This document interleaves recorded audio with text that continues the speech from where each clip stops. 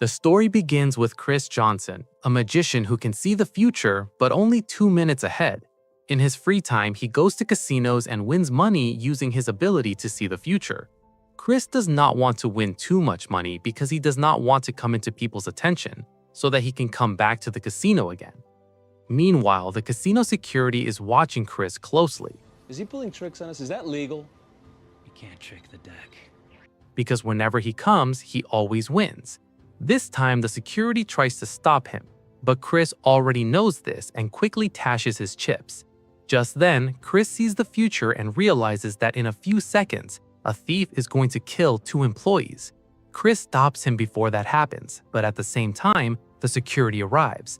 Chris tells them that the man is a thief and that he was about to kill 2 employees. The officers do not believe him, and Chris starts running.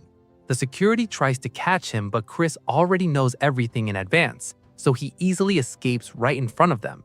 The police start chasing Chris. Chris heads toward the railroad tracks because he knows that in a few seconds, a train is going to pass.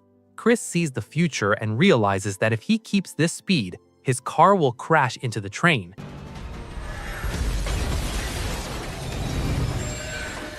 So he increases his speed and crosses the tracks before the train arrives. Because of the train, the police cars cannot follow him, and Chris successfully escapes. Meanwhile, FBI agent Callie Ferris is watching the casino camera recordings. Just then, her boss tells her that terrorists have stolen nuclear bombs and are planning to detonate them in Los Angeles. He says that stopping them is the priority, not Chris. Callie tells him that whenever Chris goes to the casino, he always wins and always reacts before something happens, as if he already knows everything. Her boss tells her that it has been 5 weeks since the nuclear bomb was stolen, and they still have no information, so they need to find Chris. Callie convinces her boss that Chris can help them. Her boss gives her 5 days. Callie immediately calls the casino officers. The officers tell her that when they were talking about Chris, he was looking directly at the camera, as if he was listening to them. Callie watches all the camera recordings and understands that Chris can see at least 1 to 2 minutes into the future. Meanwhile, Chris goes to his old friend Irv. Irv asks Chris if he has found the girl he keeps seeing in his visions. In reality, Chris has seen that girl in the future at a diner. The strange thing is that Chris has never met her before, and she is the only person about whom Chris has seen more than 2 minutes into the future. Suddenly, Chris gets another vision that within the next 1 minute, FBI agent Callie Ferris is going to come there. But Chris does not run. Callie tells Chris that she knows he can see the future and that she needs his help because terrorists are planning a nuclear attack in Los Angeles. She wants him to look into the future and tell her when and where the nuclear bomb will be detonated. Chris tells her that she is mistaken and that he cannot see the future and that he is just a magician. Callie tells him that she knows everything and that he has 2 options, either help her or she will arrest him for car theft and for bringing a gun into the casino. Chris tells her that the gun was not his, it belonged to the thief, and that the thief was about to kill 2 employees. Callie asks him how he knew that. She tells him to help her and she will close the entire case. Chris refuses to help because he does not want the FBI to know about his powers. When Chris does not agree, Callie tries to arrest him. Suddenly, time reverses and we realize that all of this was something Chris was seeing in the future. Chris runs away from there. When Callie arrives, only Irv is present. Callie understands that Chris must have already seen this and escaped. He's gone, right? Meanwhile, a couple stops a casino officer and asks about Chris. In reality, they are terrorists and they are afraid that Chris could ruin their mission. When the officer does not say anything, they threaten to kill him and force him to give him all the information about Chris. Then we see Chris sitting inside a diner looking at the time on his watch. As soon as Chris looks toward the door, the same girl from his visions walks in. She passes by Chris and sits at a table. Chris goes to her and asks if he can sit with her, but she refuses. Then Chris keeps looking into the future and tries again and again to talk to her, but every time she refuses him. Then a man enters the diner and calls the girl by her name, Liz, and sits with her. It turns out he is her ex-boyfriend named Kendall. He asks Liz for another chance, but Liz refuses. Kendall gets angry and forcefully grabs Liz's hand. At that moment, Chris comes and tries to stop Kendall. Kendall angrily tries to hit Chris, but Chris dodges every move while trying to impress Liz. However, Liz is not impressed. When Chris realizes that Liz is still not impressed, time reverses again. This time, Chris does nothing and lets Kendall beat him. This works. Liz hits her ex-boyfriend and tells him to leave. Then she invites Chris to sit with her at the table. Chris tells Liz that he needs to go home and that his car has been stolen. Liz offers him a lift and they both drive away on beautiful roads. Meanwhile, Callie reaches the same roadside diner while chasing Chris. There, she finds out that Chris has left with a girl.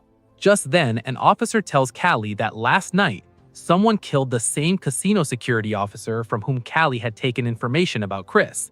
Callie realizes that other people are also after Chris, and they need to find him quickly. Meanwhile, we see the terrorists preparing the nuclear bomb. They also know about Chris, which is why they want to kill him. Then we see Chris and Liz stop in an old village where Liz teaches children. In reality, it is one of Liz's students' birthdays, so she brings a gift for the child. A student asks Liz if Chris is her boyfriend. Liz says no. The student replies that the way Chris looks at her is how someone in love looks. When Liz looks at Chris, he is already looking at her. Then Chris shows the children his magic by turning a stone into a lizard. Liz is impressed. After that, they continue their journey. On the way, it starts raining and Liz falls asleep on Chris's shoulder. Soon, the road ahead is blocked because of the rain, so they have to stay at a motel. Chris tells Liz to sleep in the room and says that he will sleep in the car. Liz is very impressed by Chris and starts liking him. Meanwhile, Callie reaches the motel using road cameras.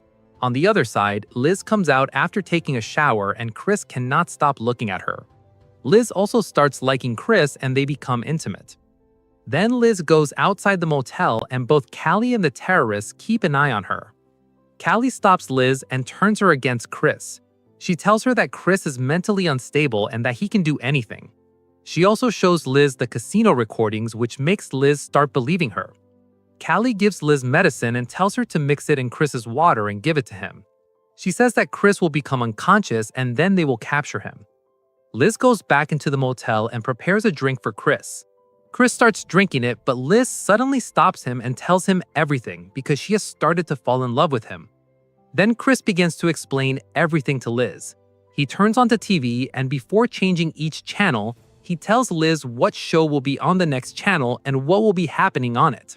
Safe? Who knows what's safe? I know a man who dropped dead from looking at his wife. Safe? Who knows what's safe?